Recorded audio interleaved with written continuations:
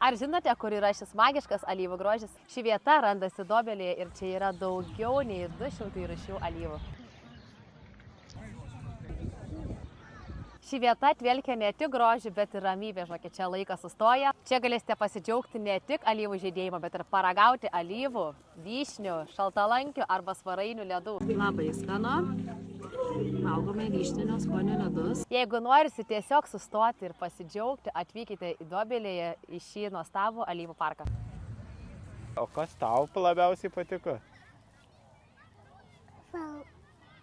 Avau, matei? Avau. Taigi tu niam darėjai? Taip, mes valgėme vyšnią ir svarainių ledus ir džiovintus svarainius, ne? Ar buvo skanu? Buvo skanu. Tu pauostyk. Oho, skaniai kvepia. Apsirėšim nuo tų alyvų, tai bus tada. Ar ne? Nemiegosi palo naktį. Du, sakau.